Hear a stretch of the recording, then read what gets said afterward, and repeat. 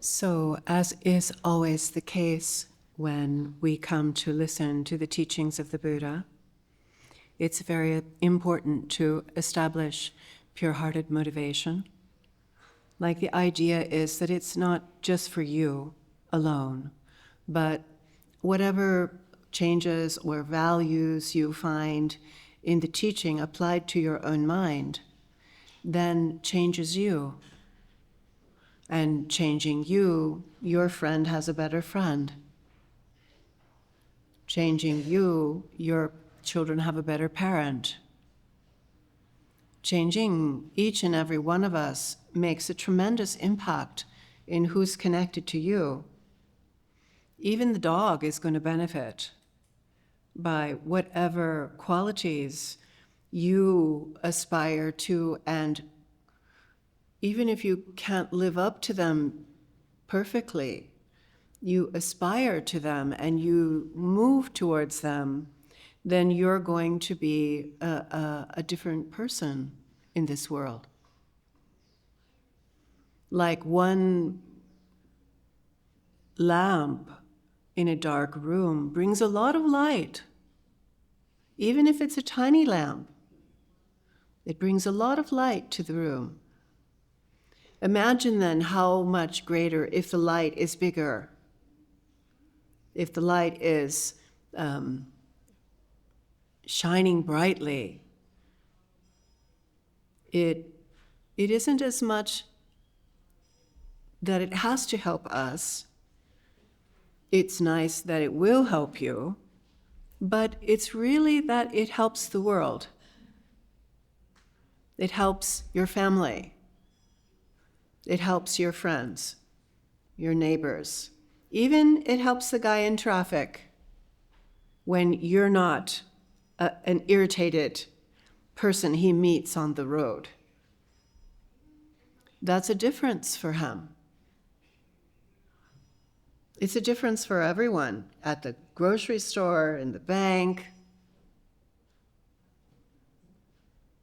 At first, we might not think that it makes such a difference because we want big things to happen. We want world peace. Rinpoche, when people would say to him that they just want peace, he would kind of go, like his stomach hurt. Because there's no way to produce that without changing yourself. That's not possible. And so in order to understand why Rinpoche would demonstrate this tummy ache over the idea of personal peace and world peace, it requires a little bit of explanation. So to understand why Rinpoche would demonstrate this kind of challenging question, when of course all of us want personal peace and world peace. We all would like to be free of challenge and chaos and all the kinds of things that disturb us. I mean, right on down to the mosquito that's such an irritating factor in our lives. But what we learn from the Buddhas and the Bodhisattvas and the great masters is that the outside world is a reflection of your own mind. Now, that's a very big statement, but you can see that in this world. You can see that. You can see that there are people who approach their life with joy and fulfillment and dignity and kindness and love. And though there are problems that they face in life, problems don't just go away. They have problems, but they have a different sensation over the challenges of life. They're not broken and ruined and miserable by the challenges of life, because they have a quality of inner resilience and beauty that they bring to the challenges of life. And this is not even people who know the Dharma or have the Dharma. These are just people with good, with sort of personality traits that are already ripe in them, that they're good people, that they're kind people, that they're loving people. It doesn't mean that they don't have any problems, but they have something else they bring to the moment. And you and I, sitting next to them, in a long line of a miserable, horrible long line, our world gets a little better around them. If there's someone who's delightful and happy and jubilant in the midst of that line with you, you get something from them. We know that. They're a pleasure to be around. We look forward to being around them. We're happy that we got stuck in the line by them, versus stuck in a line by a crab bucket. Crab bucket. Crabby bucket of crab bucket is like the name I used to use for Joey when he woke up in a bad mood, that he was just a dirty little bucket full of crabs. Okay, a crab bucket in the line. Like you're already not happy in the line, and you're there surrounded by crab buckets. It's harder. So the Buddhas and the Bodhisattvas and the great masters are going a big step further than just good personality or charming qualities or someone who has nice temperament. They realize that there's something hiding our qualities. It's like we have a mask on, and we've had the mask on so long we don't realize that this mask we wear isn't really who we are. And we've become accustomed to the mask. Now we're afraid to take the mask off. I mean, if it comes off at all, it's really pretty bludado now that we are so accustomed to this mask. We've just wrongly identified with a superficiality.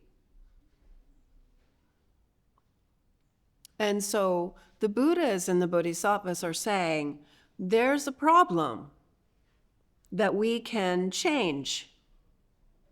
We can remove the mask, and the light of your own qualities will radiate, will show for you and also for those connected to you.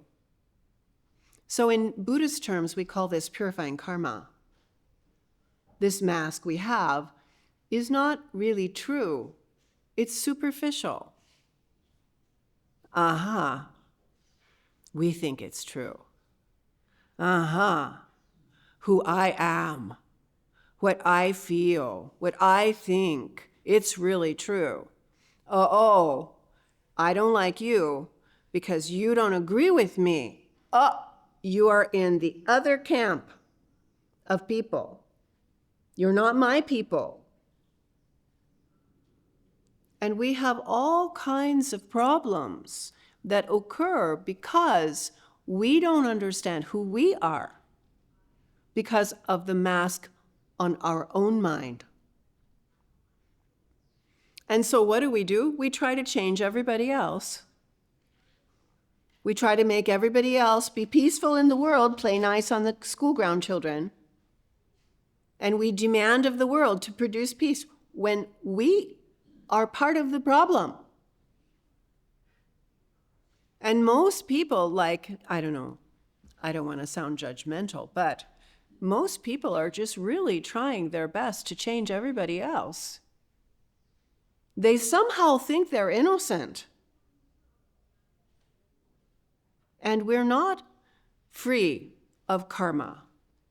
We have these habits of ordinary mind, and we have these projections of like and dislike and good and bad and want and not want and success and failure, blah, blah, blah. Goes on and on and on.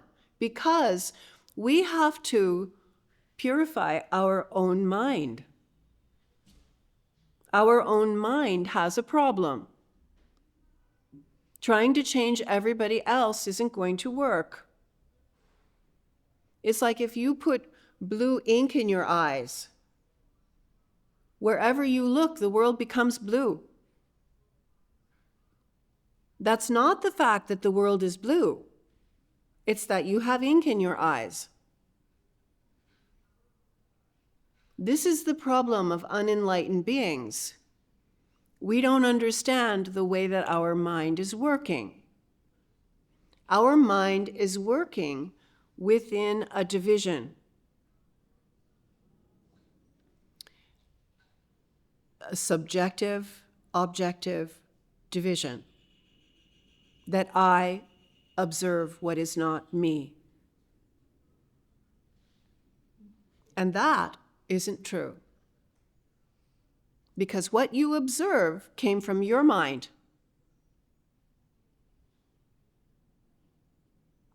Now, that's a big hurdle for most people to understand, that what you see is what your mind gives you, not what's really there.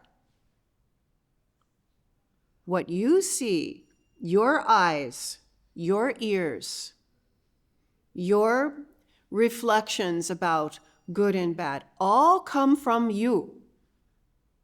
And then you paint the world good and bad, like and dislike. And we don't understand that. We're not only subjective about the world, we're very subjective about ourselves. Your personal opinion isn't accurate. It's not true. Oh, I'm lazy. Oh, I'm smart. Oh, I'm this or that, or any of those kind of things. Like when you're standing in front of the mirror, you're not being honest because we don't know how. We don't know who we are. So every level of personal discovery is giving us another mask, another mask, another mask, another mask. Like you had a mask when you were 14, you had a mask when you were 21, you had a mask when you were 28, 29, 30, which nobody wanted to really pay attention to. Then you have the old lady mask like me. But your true nature is maskless. And from masks, we can't even relate to that. This is why what the Buddha is presenting to us as a solution is a solution to a problem that is just a misunderstanding. The misunderstanding of who we are. Because we basically assume that I am. I am. And the Buddha is saying, no, that's a mask. Well, okay, I am good and I am bad. Okay, I'm going to change from bad to good and I'm going to be better. But it's still iming.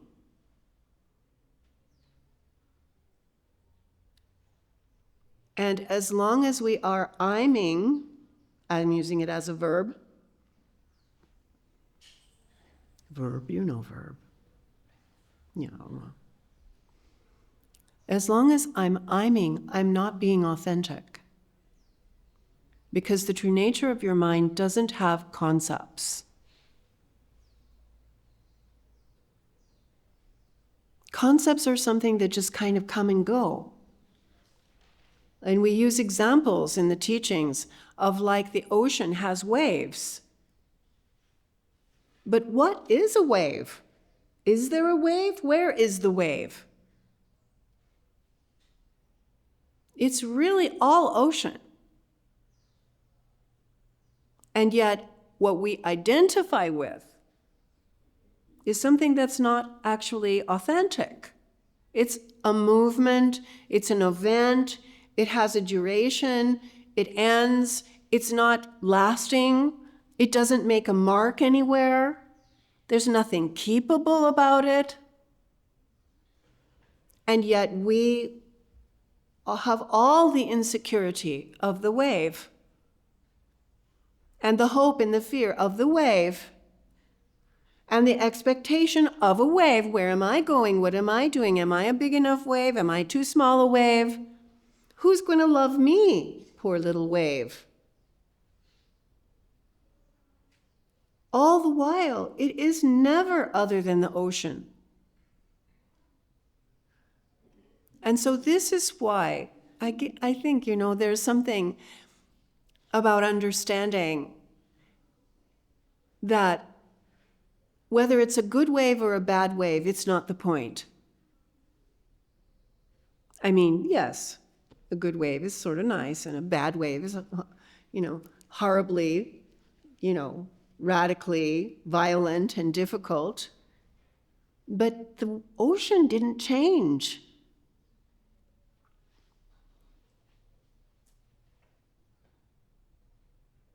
So fixing waves is not going to fix anything.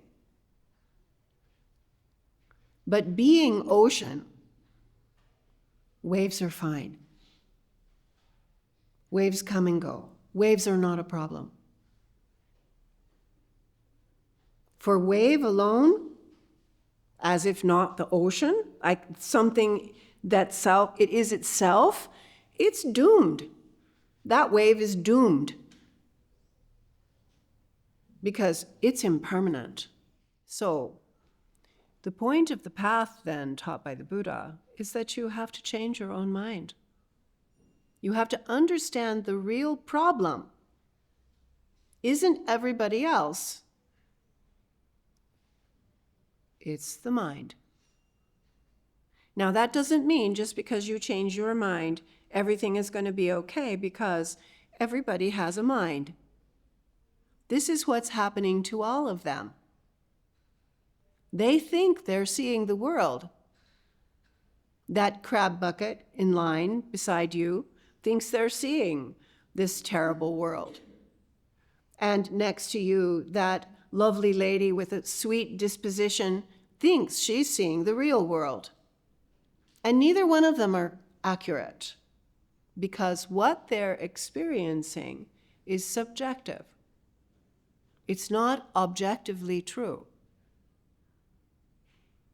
Objectively true is a lie.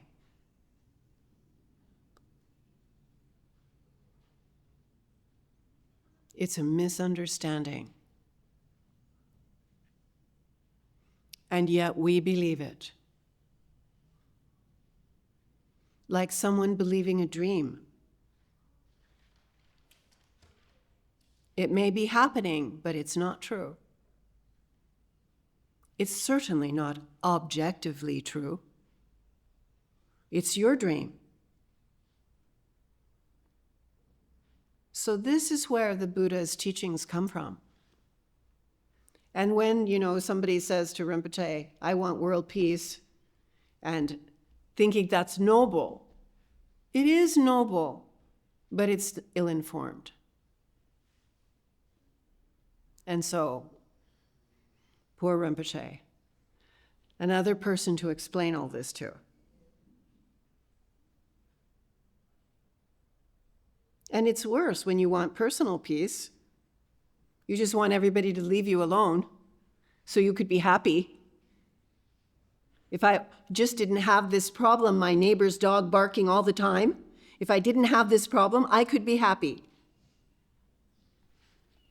But it's not true, because it isn't the neighbor's dog. That's the problem. It's our mind. And if you have a problem with your mind, no matter where you go, the problem is with you. People used to come and ask Rinpoche, should I live in New York or should I live in Los Angeles? And Rinpoche would say, well, either way, wherever you go, you take your mind with you, don't you?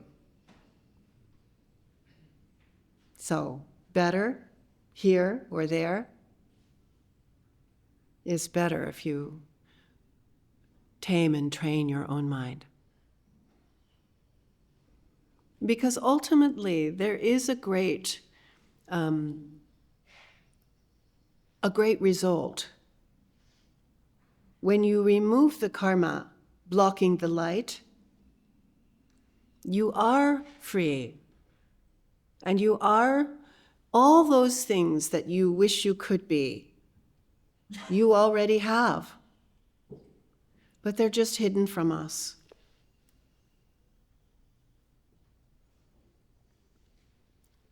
Not by somebody else.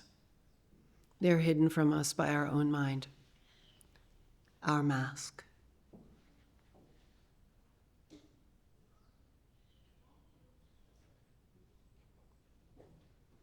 It's so funny because in a modernino kind of way, we're just trying to get everybody to wear a better mask.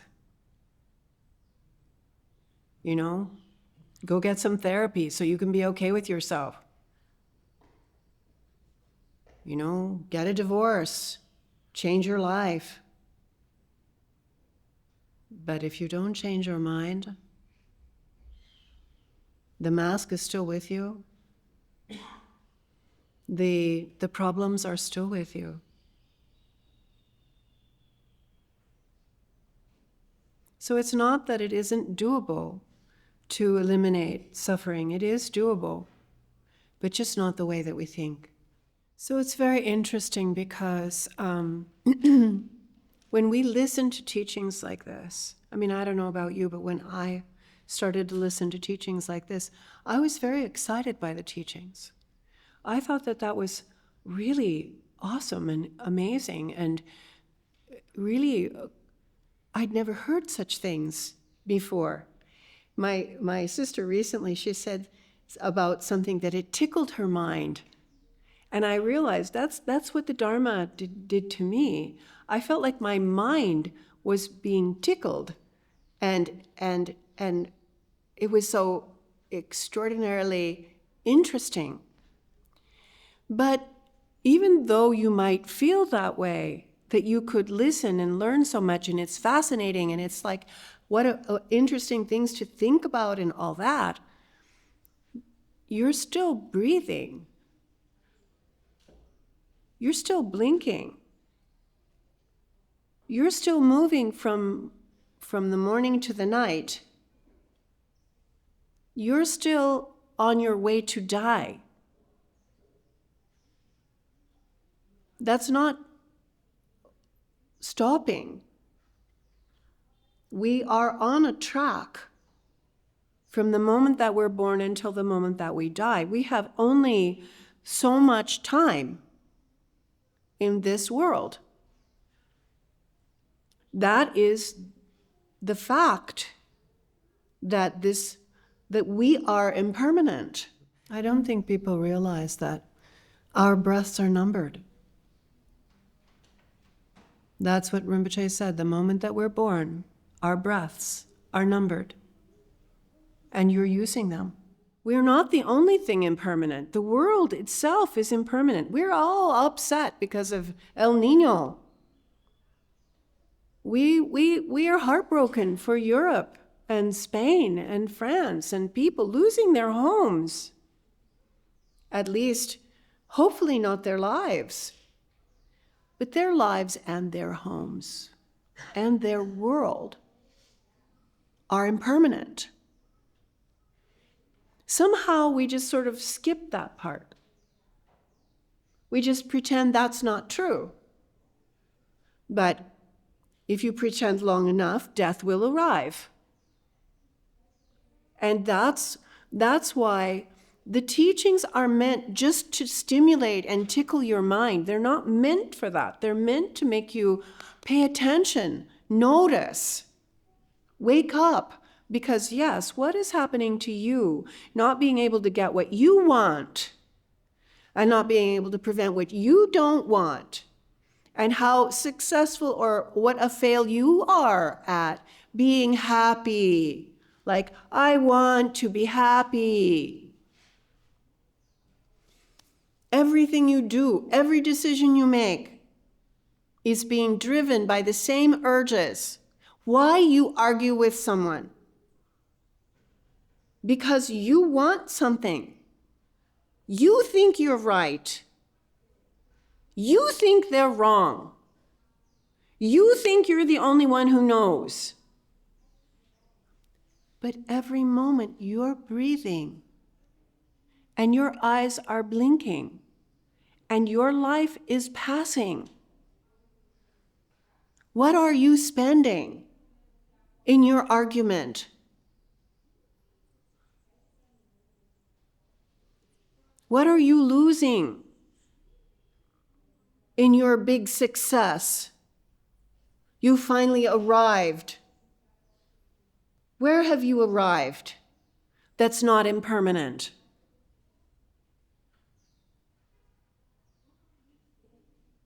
This is the point, is that, yes, we need to understand what is happening.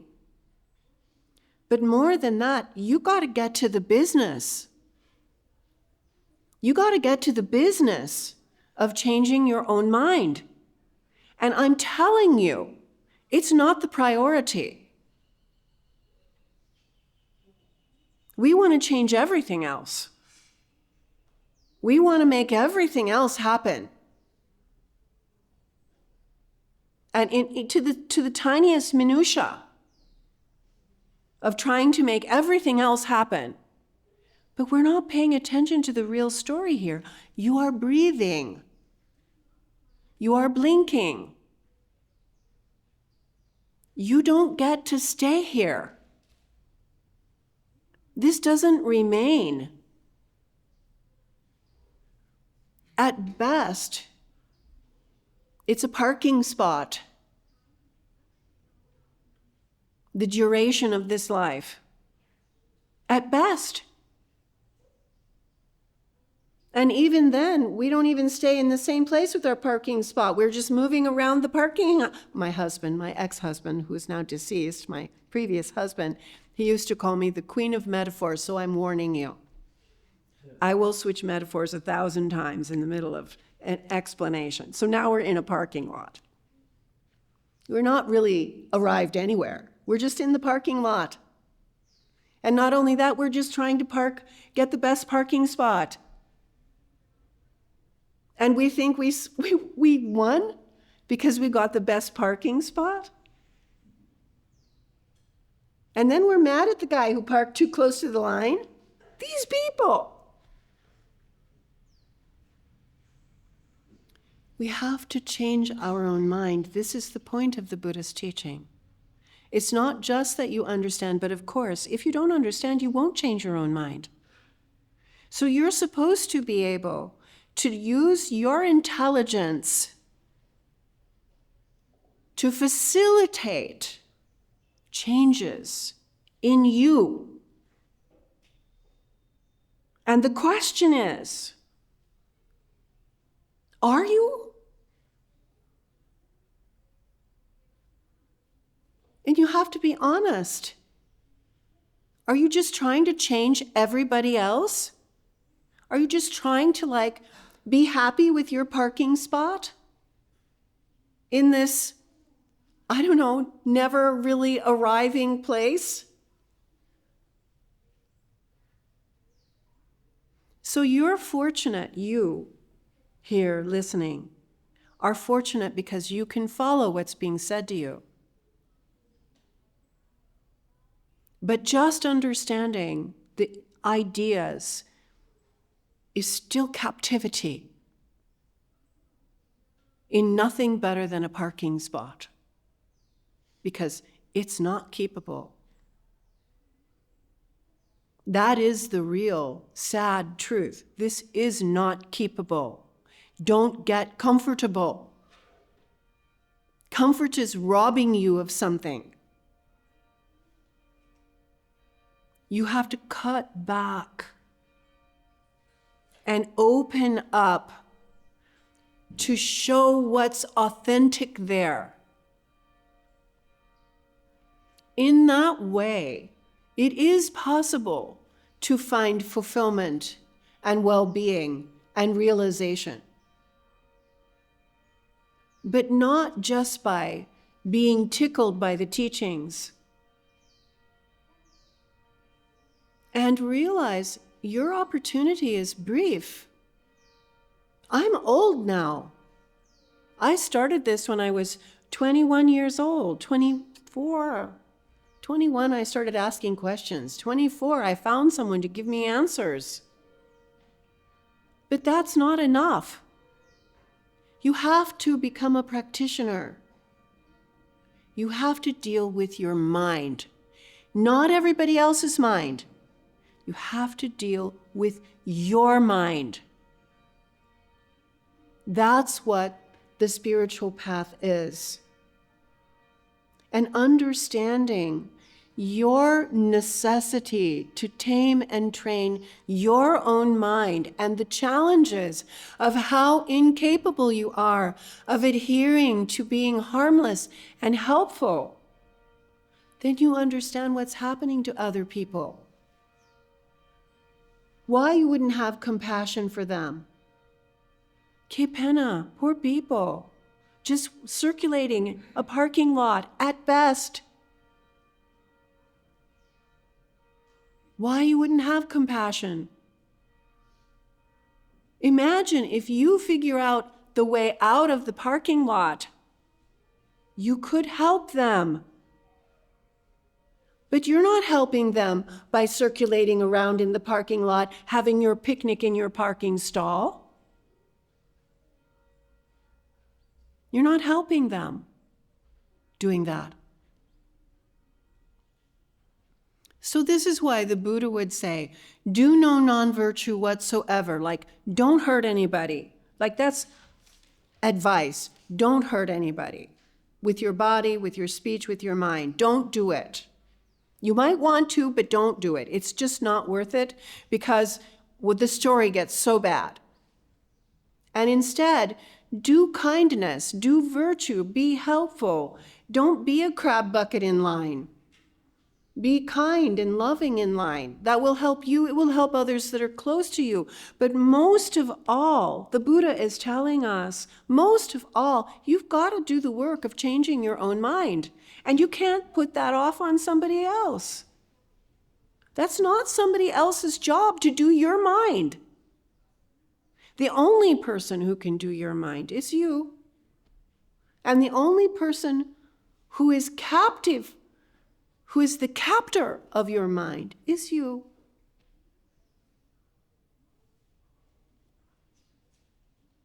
This is where a person turns from a kind of a sympathizer to a practitioner. So there's no lack of raw material to work with your own mind.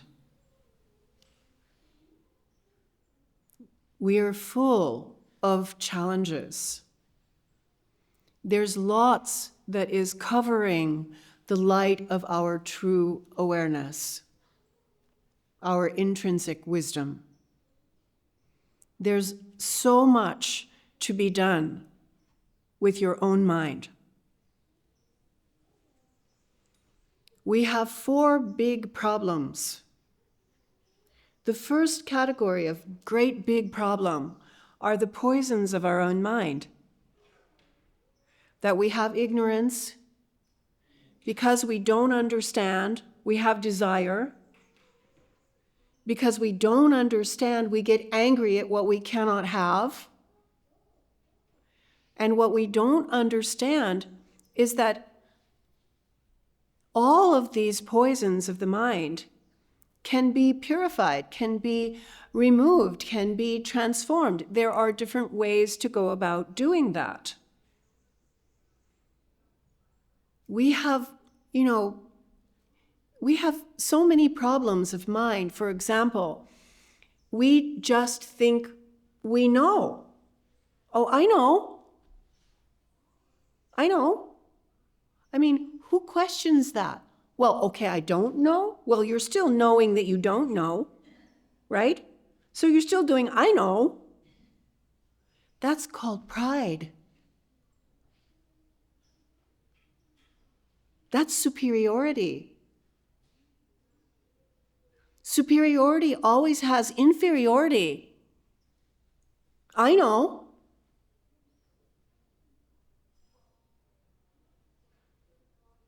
And we can't make it work. We think everybody else makes it work. So we compare. We compare ignorance. And we compare and we think, well, I'm as good as, no, I'm not as good as, I'm this and I'm that. Comparing a poison that's already in place and judging that. These are called the poisons of mind. And when you multiply them out, there's like more than 84,000 poisons of the mind that are already circulating in our system of personal mind. Rinpoche used to refer to me. He told me, you are a giant bag of lishu. He told me, like not a little one, like a few poisons, not a little bag, giant. The biggest ones you can find in the grocery store. That's me. For sure, the bag he was referring to was as big as my body. Então, And he literally showed me the bag. Not like I could just imagine this as a metaphor. He showed me this kind of like giant trash bag, really big enough for a dead body. We have these poisons already in place. You can't do, let's say, how would I say that? You can try to do a, like, to spin your story, to make it a little better. Like, you could spin it that my mother didn't love me. You could spin it that, oh, my brother, she loved my brother more than me. You could try to spin it, oh, I didn't get the opportunities that other people got. Oh, I'm not tall enough. Now I'm losing my hair. You can spin it. You can try and make a good reason and a rationalization about why your life is the way that it is. Oh, if only I had money. Oh, if only I was this or that. Poor me. Lots of spinning. It's amazing what kind of story we try to sell ourselves. And I'm trying. I'm trying so hard. But the reason why your life is not enlightenment is because of the poisons of your own mind. The reason why your life is not enlightenment is because you have karma. Karma is created by using the poisons of the mind, which we use all day long, all the time. Because we are swimming in ignorance, attachment, aversion, pride, jealousy. We are swimming in those things all the time. So you're creating karma all the time. Every thought, every word, every action. Even you want it to all go your way. You want it to all work out. You think that you could improve this story and make it somehow better. Yet what you're doing is creating karma because of ignorance, attachment, aversion, pride, and jealousy, because of the poisons inseparable with your body and your speech and your mind presentation.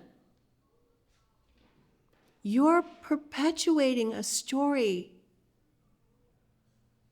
that you become the subject of.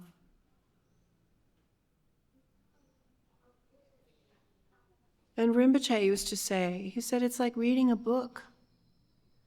At a certain point, you're writing the book. Paragraph by paragraph, page by page, you're writing this book. And you're using ignorance, attachment, pride, jealousy, anger. You're using it with your body and your speech and your mind and your story and your spin. And you're writing a story, you're writing a book. Well, there comes a moment you become the reader of the book. Now you're helpless to what's written on that page. You can enjoy the glory of impermanent success, but it fails. It fades. It crumbles. And worse, the story is bad and we behave badly. You know, we get upset. Oh my, how terrible, this story is awful. We become angry with our own mind again. We become greedy with our own mind again. What about me? What about me? And there, even we're reading the book, we're writing the next book. This is called karma. Every thought, every word, every action, positive, negative, or neutral, embraced by your body, your physicality, by your speech, your verbality, by your actions, your mind.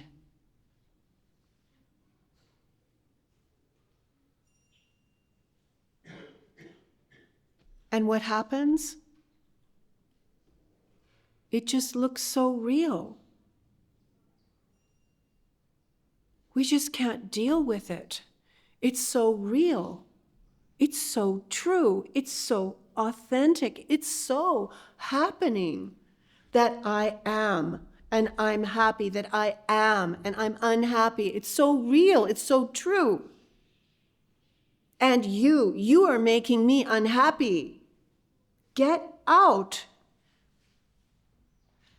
We have what's called habit. And because it's been like this before, we do it again. And because we've done it thousands and thousands and millions of billions of times before, why wouldn't we do it again? Habit. You're going to face the habits of your own mind. You're going to face the karmic display of your previous actions of thought, word, and deed. And all of this is going to make it seem true that there's really me and there's really you. And it all just seems so true. And so there we are, sympathizers. And we have to turn into practitioners. We have to realize your mind is what you've got to do. Your mind, your hopes and fears, your reactions, your expectations, your aversions, your judgments, your precious sense of self, the captor, the captive. And then you begin to think, oh my goodness, how in the world can I ever do this? I mean, well, at least you could have that question. I rejoice that you could have that question. What can I possibly do? You can listen to the teachings. You can begin to turn from a sympathizer into a practitioner. One thought at a time. You begin to change your own mind. It's not impossible. It's not that it's a small job. It's a big job. But what else are you going to do? If you don't do this job, what else are you going to do? Pretend it's all going to go well? Whatever is resultant of these obscurations of mind, whether it's a good result or a bad result, it's impermanent. And you're still just caught writing the book and reading the book, writing the book and living the story, writing the book, living the story, reacting to the story, writing the book, living the book on and on and on and on. And it doesn't get better. It wouldn't be so bad if it would just sort of get better. It doesn't get better. That's why the Buddha is basically saying to us, look, this isn't going to work. You have to practice. You have to take care of your mind because your mind is doing things in a way that will only cause you suffering. And not only you are going to suffer this way, anyone who has this mistaken sense of I, they are going to suffer. And even if the suffering is impermanent, another suffering arises. And another. Until you purify the poisons of your mind, until you resolve karma, until you eliminate habit, and you finally resolve that division that's you and other, then you're free. Your light is uncovered. Every step, a little bit goes away of this covering, but it's so thick that, wow, it takes a long time before you ever really start to even see a glow of your true nature. But in one way or the other, it has to be done. There isn't an option. But I need to do this and I need to do that. Hear it again. I need to go here. I need to go there. I have things to do. I have to climb Mount Everest. I have things to do. And what will people think of me? They're going to think you're some kind of what? Weirdo from Mars? But this is called attachment. It's a poison in the mind. This is called ignorance. It's a poison in the mind. Lama, will you please stop talking like this? You don't understand my life. You don't understand what I have to deal with. You don't know. Then we're angry. We're angry. Even at the Buddha, we're angry because we are attached. We have been captive so long that we are like the prisoner who doesn't want to be set free, who thinks it's okay to live in prison. But even that, they die. You don't get to stay. It's not okay. So this is where we come to the Buddha's compassion. The compassion is about understanding the problem. The compassion is about knowing there is a way to change this. But it's not the way you might think. You have to learn. You have to think about it. You have to become noble in your own bearing. That you're not just driven by your own attachments for gain or loss, pain, pleasure, all those things where you just need what you need because you need. That all beings who are trapped in the I-bound illusion of their isolated mind, that they could all wake up into the freedom of their non-divided, absolute Buddha nature.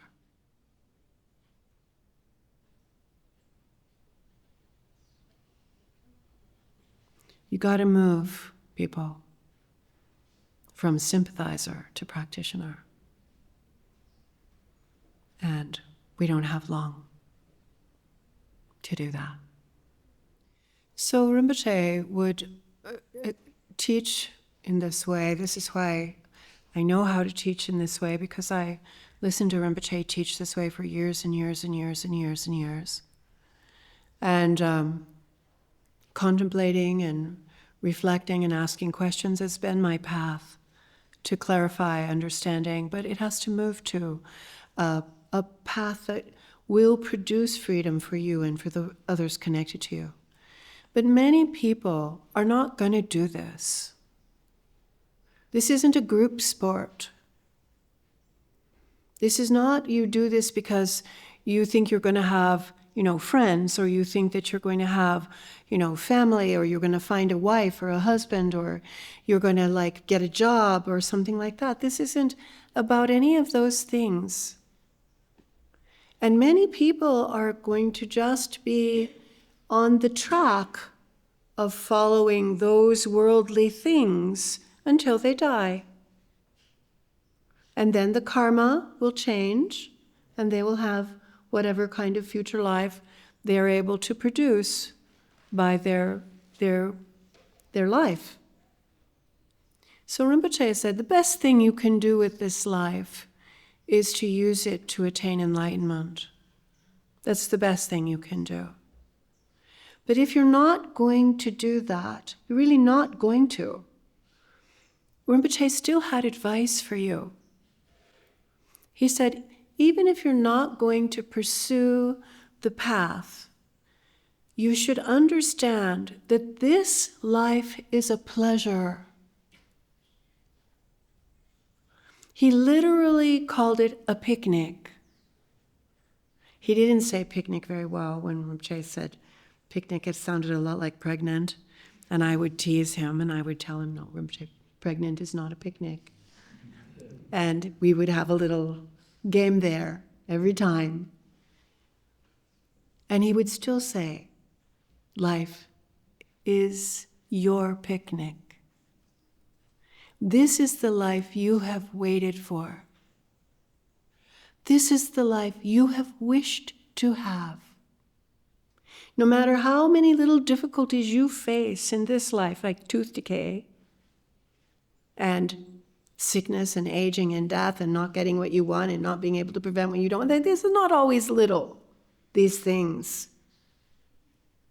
Still, this is your picnic. And he used an example. He said, it's like as if you have worked hard for lifetimes after lifetimes after lifetimes, and suddenly your boss walks through and notices you and says, wow, you've worked so hard, you've been so loyal, you've done such a good job for so long.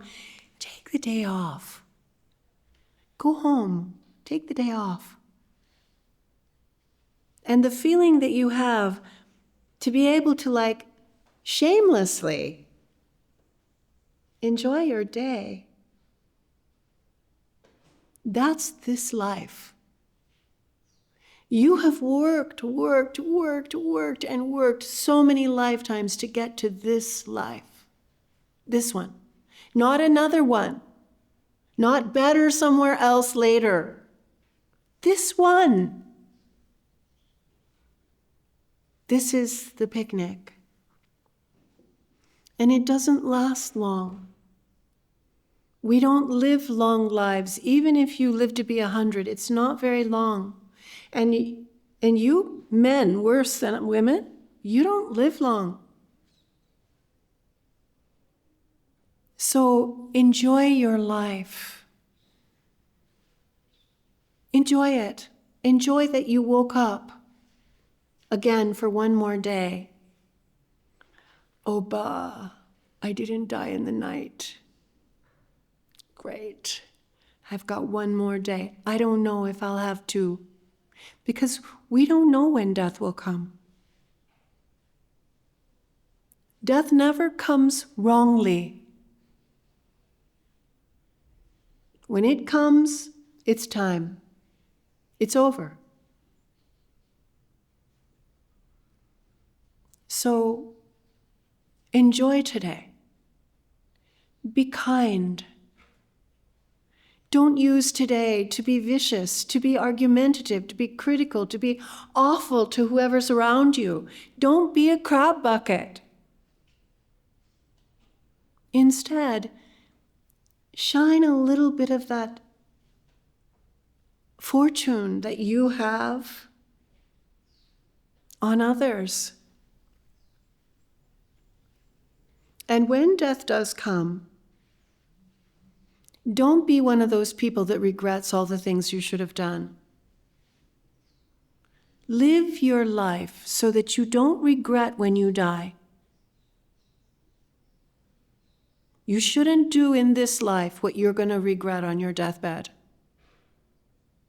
Don't do it. That doesn't mean become a stone and just ignore that you did things that were harmful and aggressive and violent and you don't regret it. It doesn't mean that at all. It means you will regret what you do on your deathbed, so don't do it. This is what Rinpoche was saying. And be kind. There's no time for fighting and arguing. Be patient. It's okay. It's okay. It's a little difficult. It's okay. You can do that. You can do that. It's okay.